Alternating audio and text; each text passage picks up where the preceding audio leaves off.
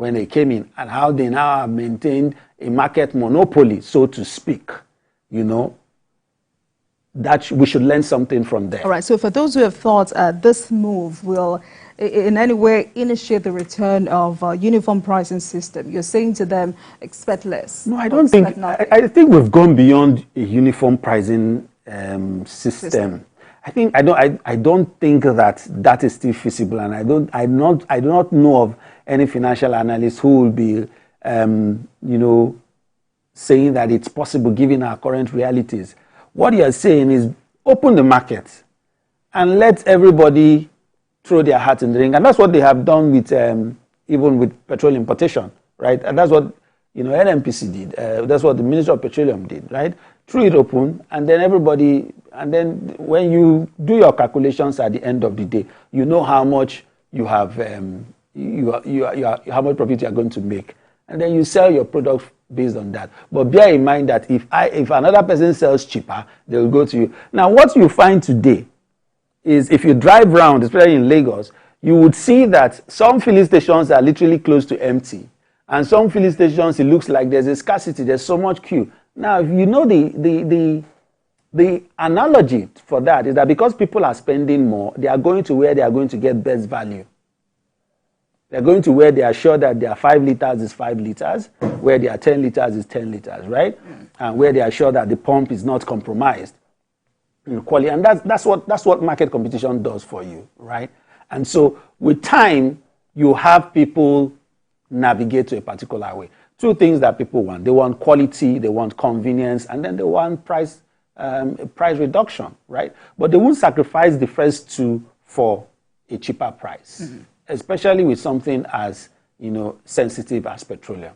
But definitely, we should have some buffer. I think that's the word. So this is still on pricing, and specifically appropriate pricing. Is open markets the only way, or what more options are available for Nigeria as a country? I think open market is the best way as we have today. What other option is available? Government regulation. An open market approach. Listen, government has no business doing business.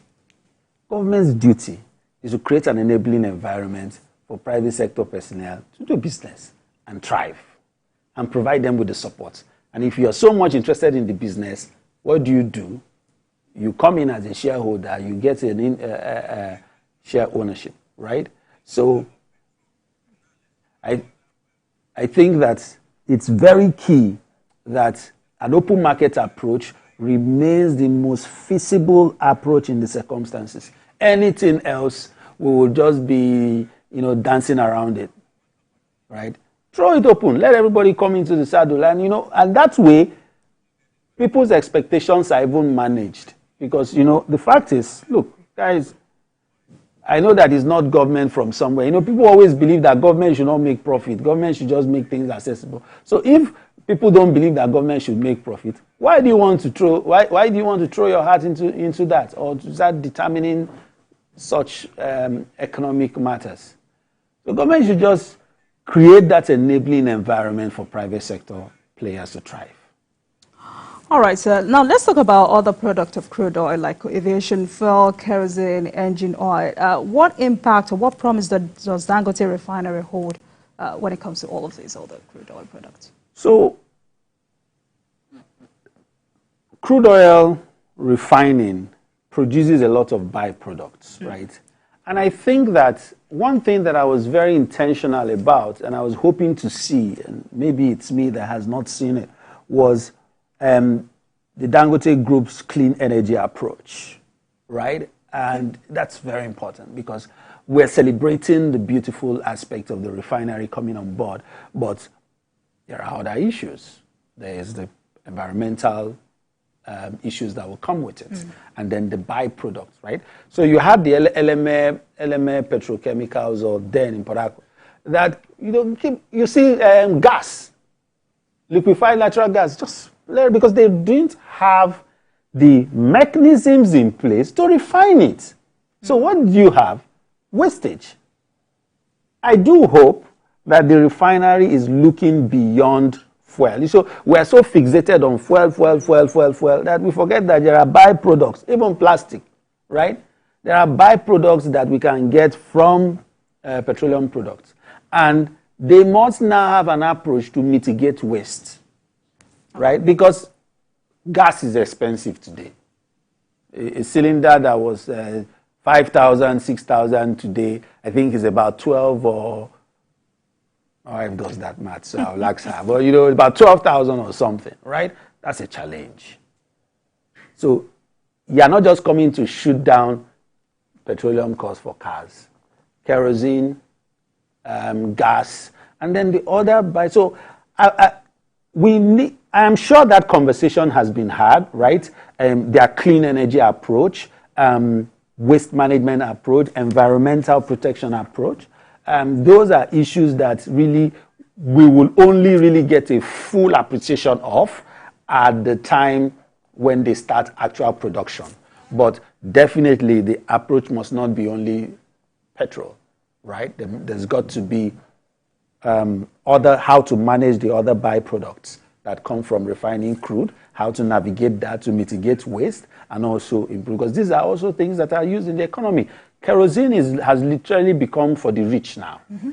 So gas that used to be for the rich is now for the common man. Kerosene is prohibitively expensive, right?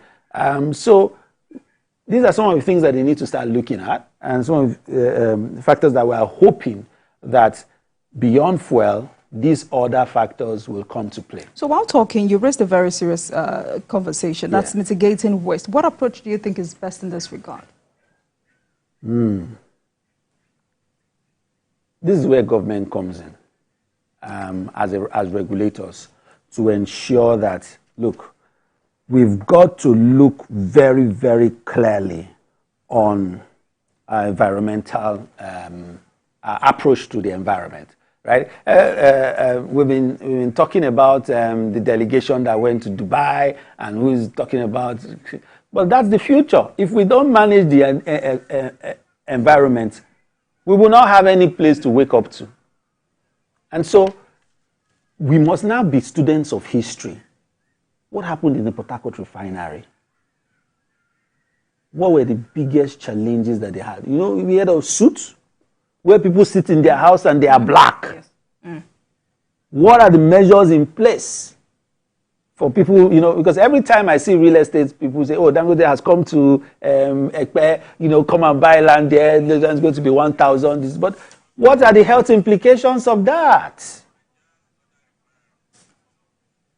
What are the implications of that? Very, very important. So this is where government comes in to ensure that health and safety standards are in place. Dangote Group is not new in navigating new frontiers in business. So it is expected that they would have measures in place, right? But remember, a businessman remains a businessman. His ultimate objective is to maximize profits. And oftentimes that decision to maximize profit comes at a cost. But the check and balance they have are a proper regulatory approach to say, this cannot be done, this should not be done, this is what should be done. And as far as the environment is done, things like flaring have to be mitigated to the barest minimum, right? And then you have to even understand the planning, the real estate planning around the space, especially for residential accommodations, right? And then even the waste to our waterways, even the waste to land. These are some of the issues that we must look at. You look at places in Niger Delta, you look at Bayelsa, you look at rivers, you look at Delta. The biggest challenge they have is that they don't have rivers they can use. They can't fish, they can't drink the water, the land they can't even farm. What's going on, right? Because you've had a reckless approach to refining over time. Now we have an indigenous indigenous company refining. Now we have an indigenous approach to petroleum sale and petroleum crude oil refining and sale of petroleum products. We're all Nigerians together. If we don't maintain our environment, we will not have any Nigeria to even sell fuel in. Right, but how confident are you that other refineries will start work soon? business is about profitability. And so oftentimes, you see, trailblazers enjoy that, trailblazers enjoy the accolade that come with setting this stage. But once they run and they become productive, the next thing that you see is a bandwagon of people who now believe that they can thrive in that space. So what Dangote is really doing is opening a door. And the moment he steps into the room and the room appears to be productive enough, what's going to happen? More people will queue up behind that door. So definitely, he's going to open up a market, right? The cement industry before the Dangotes came in were predominantly import-based. Today, we have other big names that are producing indigenously and are competing very closely with Dangote. So we expect that the same thing will happen in this. Right. But do you in any way think the NNPC will be privatized? Sorry? Do you in any way think the NNPC will be privatized? Well, it's a long shot. So we watch, right? I think that let's look at what this refinery is going to do, right? NNPC already as it is today is not a government entity, even though it's owned by government. By virtue of the Petroleum Industry Act, it has moved from being a government corporation to a private business. So it's a limited, right? Limited. But the fact is, it's still being, so what is in reality and what is theory, there's still some measure of divergence. We hope that there will be a convergence and strict adherence to private sector dealing. However, I think that one of the things that Dangote moving forward and getting into the market will do for entities like NNPC is that it will show the viability of private sector investments in business, in the oil and gas sector, indigenous private sector investment. It will also show the applicability of certain things that they have been shying away from and then push them. So I expect that NNPC at some point will, throw its hat into the ring and get more private sector prone in its dealings, in its approach, right? Move from the government regulatory persona or perception that continues to bedevil it and continues to trail it, because everybody just sees this is old wine in a new skin, right? To becoming new wine in new skin and really getting into the private sector business. Because the point is, look, this thing, provide regulation, provide proper mechanisms for dealing in our Commonwealth, and then open it up for private sector players to come and play the game properly. Right. Thank you so much, Mr. Omori. Like you said, this is our own. This is indigenous. We must all come together to make it work and protect it. Thank you so much for joining us this evening. It's been a beautiful conversation. I've been speaking with a startup business lawyer and financial analyst, Omori Edogiawere, as we focus on Dangote Refinery, proper pricing and product availability. Thank you so much for coming, sir. And thank you very much for watching. That marks the end of today's episode of Politics Tonight. But the conversation continues from here. Get in touch with us on Twitter at TVC News NG and at Olajumoke using the hashtag Politics Tonight. We're also on YouTube at youtube.com/TVC News Nigeria. I am Olajumoke Olataji. Good night.